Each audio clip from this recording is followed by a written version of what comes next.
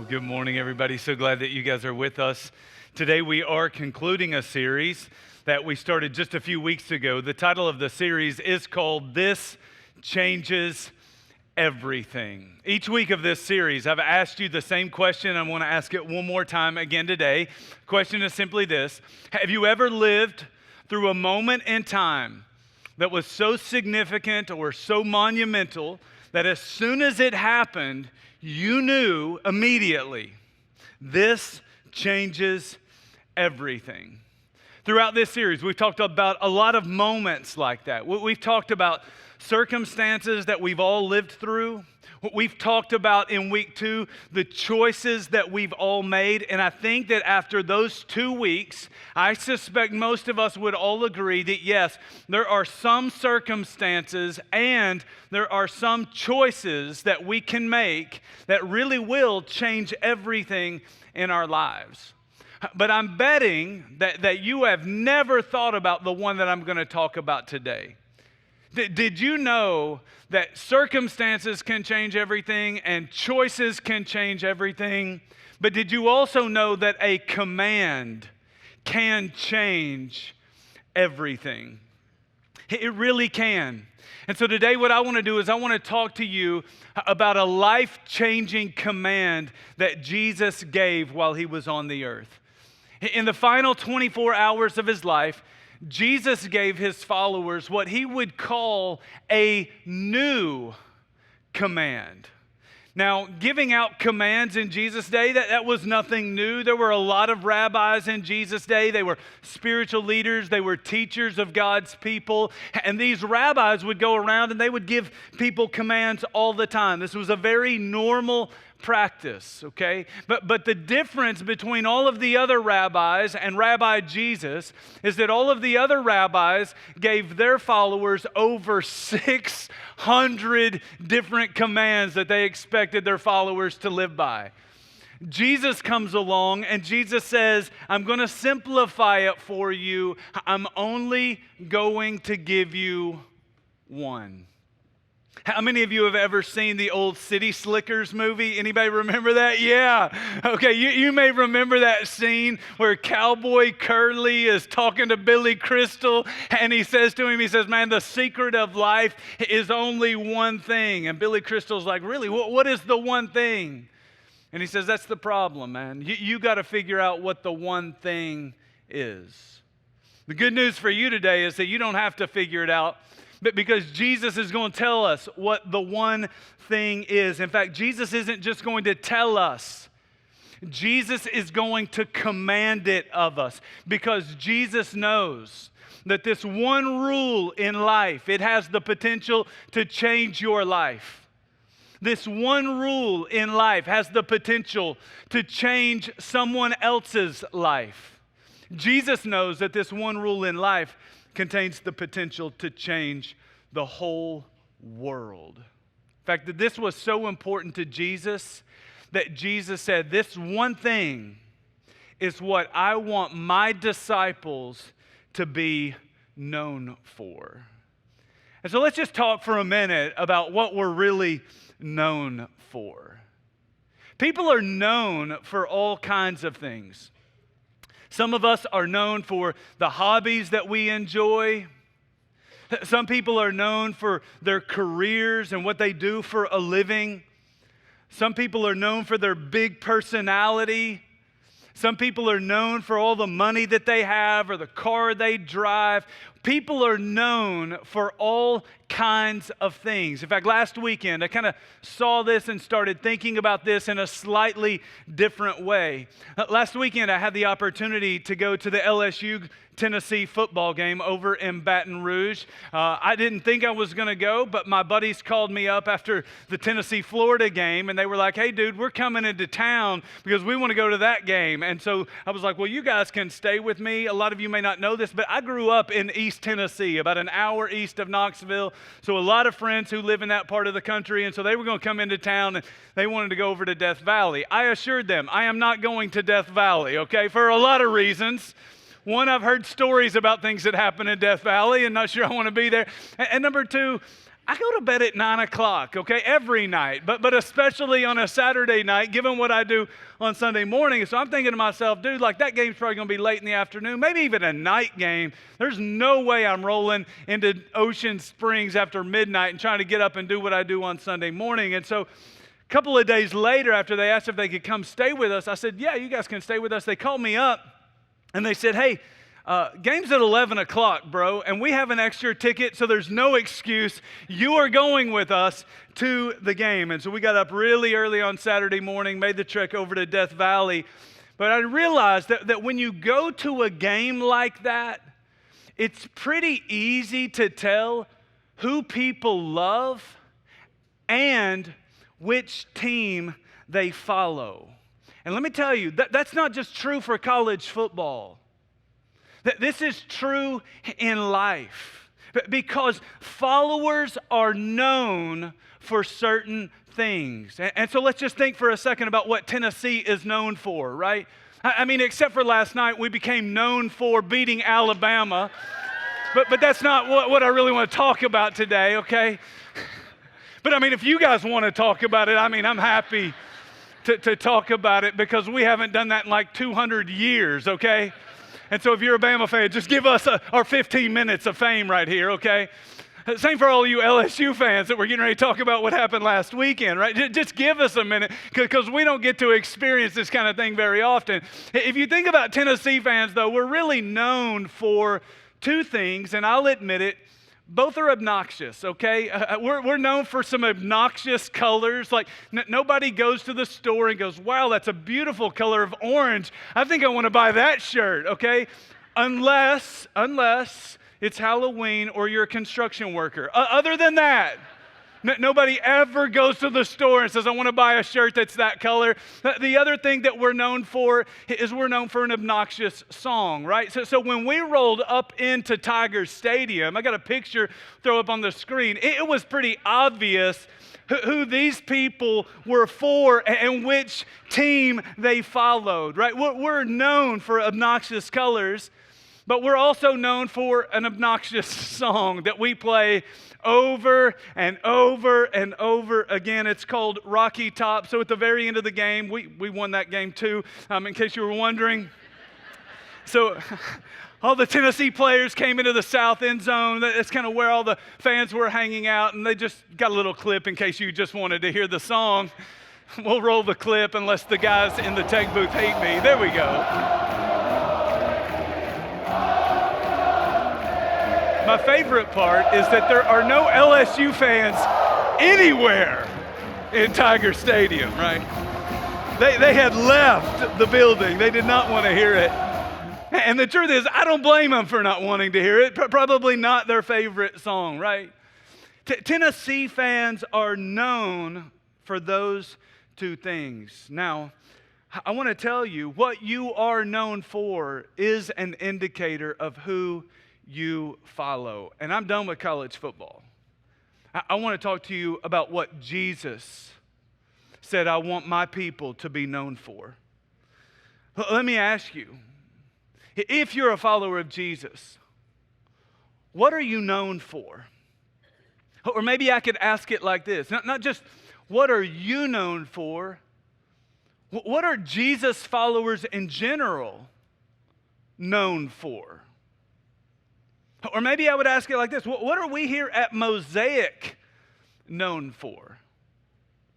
I'm not even sure that I want to know the answer to all of those questions because for far too long, Christians have been known for the wrong things.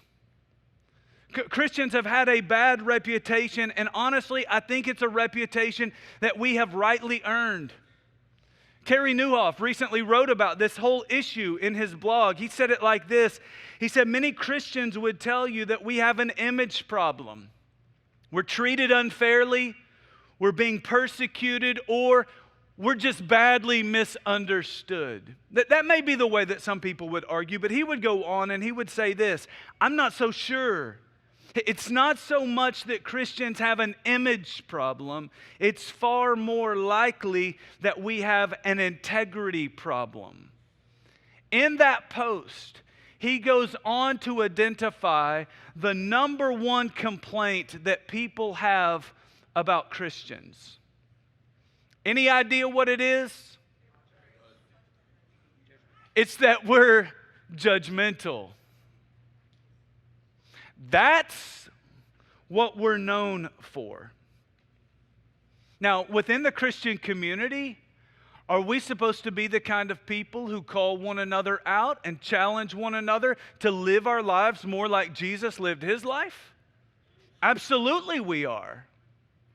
Within the Christian community, are we supposed to hold one another accountable and sharpen one another so that we're always growing and we're always getting better? You better believe it. But if you were to go back and you were to read the book of Acts, which is a story of the earliest followers of Jesus, after Jesus had left the earth and this thing called the church got established, you would discover that no one outside the Christian community ever accused those inside the Christian community of being judgmental. They had the ability to hold one another accountable without coming across as judgmental. Being judgmental is not what Christians were known for in the book of Acts. And yet here's why it matters to Carrie Newhoff, and here's why it should matter to us here at Mosaic who are followers of Jesus today. Please catch this. He goes on in the article to say, very few people get judged into life change. This is what we're after, man. We want people to know Jesus and become like Jesus, okay? But very few people get judged into life change. Far more people get loved into life change. It also occurred to me that the presence of judgment almost always means an absence of love. People will never believe that you love them if they sense that you don't even like them. I read that and I think to myself, what are we known for? Are we known for judging people, or are we known for loving people? And what does Jesus want us to be known for? Like, what did Jesus say is the one thing? Well, he told us in John chapter 13. Jesus is now toward the very end of his life, very end of his ministry. He is 15 to 18 hours away from dying. And with some of his final words that he would ever speak on the earth, he says, this is what I want you to be known for, because this changes everything. John chapter 13, verses 34 and 35. Jesus is speaking. A new command I give you. Love one another. As I have loved you, so you must love one another. By this, everyone will know that you are my disciples. This is what I want you to be known for, Jesus is saying. If you love one another. And so, what are followers of Jesus supposed to be known for? If we were going to boil it all down to just one thing, what would it be? I know the world would say, man, I'm making observations, and they would probably reach all kinds of conclusions. We've talked about the judgmental issue. I don't want to talk about that anymore. It would be beating a dead horse. I don't want to do that. That may be what some people believe. But I bet there are a lot of other people who would kind of make observations about the Christian community, and they may say that we're known for a lot of other things. They may look at us and go, they're known for going to church. You woke up early on a Sunday morning, you left the neighborhood. They're thinking to themselves, why would you waste a valuable part of your weekend doing that? You're known for going to church. I would tell you that's a good thing. But it's not the number one thing. Other people may look at the Christian community and go, they're known for reading their Bible. Like when I talk to them, they're always quoting the Bible. They seem to read the Bible. If you go to their church, their pastor teaches straight through the Bible. I would tell you that that is a great thing. But for Jesus, that was not the number one thing. Other people may look at us and they may say Christians are known for their good morality, known as a people of prayer. Those people believe that they can talk to God. They're always saying, I'll be praying for you. They may look at us, they may go, man, those people are all about the end times. I would tell you none of those are a bad thing, but I want to be really, really clear with you. None of those things are the number one thing. Sadly, followers of Jesus today seem to have missed the new command that Jesus gave on the last night of his life. We need to get this right, because what you are known for is an indicator of who you follow. And so Jesus said, by this, everyone will know that you belong to me if you love one another. And so if you're a follower of Jesus and you're kind of going through life going, man, what is it that God expects out of me? What is he looking for in my life? How does God evaluate my spiritual growth or evaluate spiritual maturity in the life of a human being? It's one thing. It's loving one another. This is why Peter Scazzaro once wrote that loving people well is the defining characteristic of a mature Christian. It's not a long, exhausting list of rules that you have to keep. There's one thing, and it's called love. We have an obligation that Jesus gave us to love other people. Now, this was a huge problem in Jesus' day, because a lot of the religious people in his day, they claimed they were good with God even though they treated other people like garbage. The religious people of his day, they saw no connection between their relationship with God and their relationship with other people. They saw these two things as two totally different things. They couldn't even see how one had anything to do with the other. So think back to first century Christianity. Think back to what we read in the New Testament for just a minute. It is no secret that the Jewish people in the first century at the time of Jesus, they looked at other nations as though they were inferior nations. They looked at other people as though they were inferior people. Truth is, they were a little bit racist. They saw themselves as God's chosen people. They saw themselves as special people with special privileges. That's what they were known for. That these people, they failed to understand that, yes, they had special privileges, but God had also given them a special responsibility, and that responsibility was to be his representative in the world and make sure that the world knows just how much God really does love humanity. And so all these religious people that were living in Jesus' day, they completely missed it. Instead of loving people of other races, they actually hated people of other races. They couldn't stand the Gentiles to the point that they wouldn't even eat with the Gentiles. There's a whole story about it in the book of Acts. I taught on that story once, and my neighbor came up to me in the driveway after the service. She said, man, I saw your service today, and I hope you realize you called St. Peter, the original pope, a racist.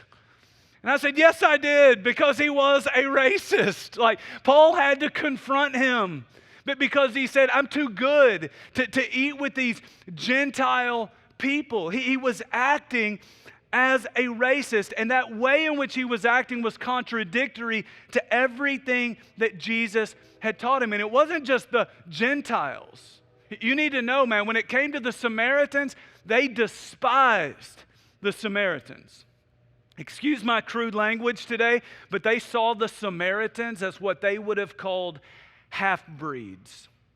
They so despised the Samaritans, these religious people, that they would walk miles out of their way because they didn't want to step foot in the town of Samaria. These religious people that were teaching other people about God. They treated other races like garbage. They treated women and children like garbage. They treated poor people like garbage. And you better believe that they treated tax collectors and sinners like garbage. And I'm telling you, I don't think it was just religious people in Jesus' day. I think there are a lot of religious people who are just like that to this day. This is what religious people do. They develop a kind of superiority complex. And so Jesus is coming onto the scene, and Jesus says, I got a new command that's going to challenge all of that, and it better change all of that. And so just think about his life for just a minute. Think about all the things that Jesus did to kind of lay the groundwork before he dropped this new command on his disciples. When it came to how children were treated, Jesus scolded his own disciples, and then he set a new example for how children were supposed to be treated. When it came to other races, Jesus made up a story called the parable of the Good Samaritan. And I'm telling you, the people in his day who heard that story probably thought, this dude's crazy for even telling this story. The religious people in his day would have thought to themselves, what do you mean the Good Samaritan? That there's no such thing as a good Samaritan. But he told the story because he wanted to show these people how you're supposed to treat people of other races. You can't claim to be good with God and then turn around and treat other people like garbage. When it came to all of the people in the world who had made big mistakes and they had big regrets, Jesus would roll up on the scene and say, I know these people are known for all the wrong things. I know they have a bad reputation, but I'm going to do something and then later teach something that will change all of that. So we rolled up on this guy named Matthew. And Matthew was a guy who had a really bad reputation. He had spent his whole life stealing from other people and getting really rich in the process. Everybody in town hated Matthew and guys like Matthew. So here comes Jesus. Jesus rolls up on Matthew one day while he's sitting at a table out in public collecting money from people as a tax collector would do. And Jesus rolls up on him and he looks Matthew up and down. And I bet you everybody in the crowd that day was thinking to themselves, man, what is Jesus going to say to a guy like that? And Jesus looked Matthew in the eye. And Jesus said, Matthew, I want to have a relationship with you. And he told Matthew, I want you to get up and I want you to follow me. And then Jesus went to Matthew's house, and all the religious people lost their mind. But because Jesus was eating dinner with a bad guy like Matthew and all of his really bad friends. And Jesus did it because he said, I'm trying to show you a new way to treat other people. This is the way you treat people who don't think the way you think. They don't look the way you look. They don't even act the way you act. He modeled it, and then he taught it because he didn't want his followers to miss it. He wanted them to know you cannot claim to be good with God and treat other people like garbage. You can't go out there and continue this movement and treat other people the way all of these other religious people have been treating other people. You can't claim to be good with God and treat people like that. This new command, it really was intended to change everything.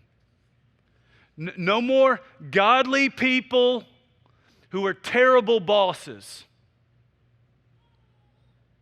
No more godly people who are awful spouses and abusive parents. No more godly people who are walking around in life using other people for sexual gratification.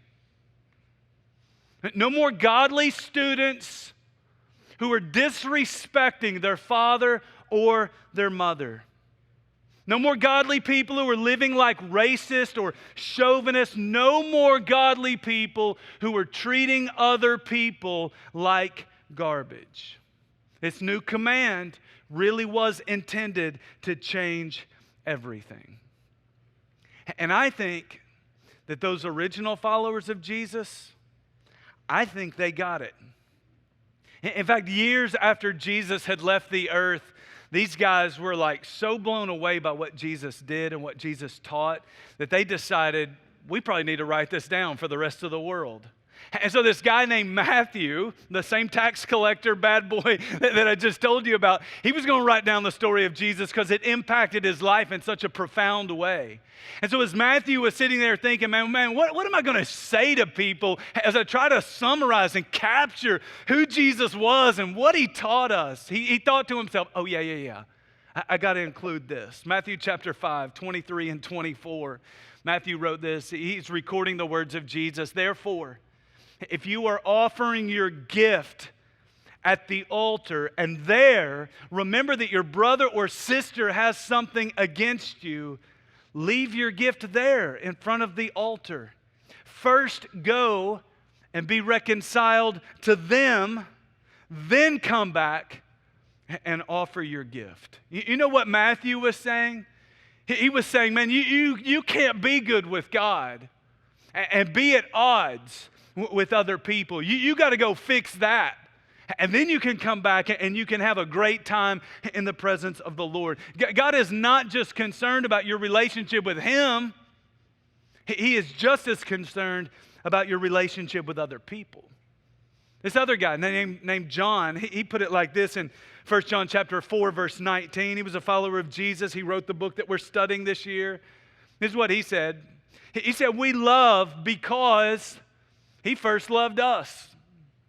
It starts with Him.